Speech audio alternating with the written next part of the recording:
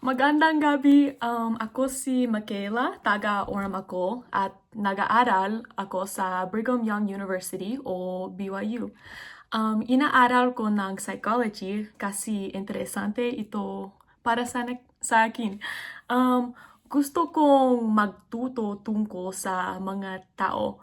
Um, Gusto kong magtatrabaho bilang sa therapist. Paborito kong klase ang psychology kasi masaya.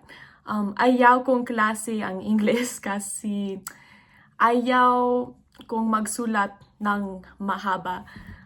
Kapag free ako, gusto kong mag-aral sa aklatan kasi tahimik. Um,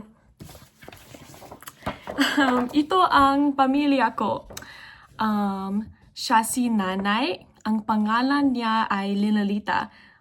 Mahaba at tuwid na buhok niya. Uh, Gusto niyang magsayaw at magluto. Tatay siya. Siya si Jeff. Matangkad at masaya siya. Siya si bunso lalaki. Ang pangalan niya ay Jeremy. Siya si matalino at gusto niyang maglaro sa computer. Bunso babae siya. Siya si Mackenzie. Maganda siya. Gusto niyang magpinta ng kuko.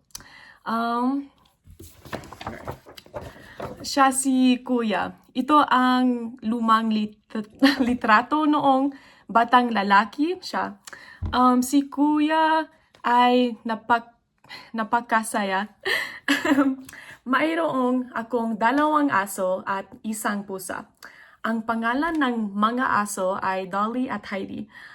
At ang pusa ko ay si Apollo. Magaling sila. Mahilig akong maglaro ng piano at saxophone.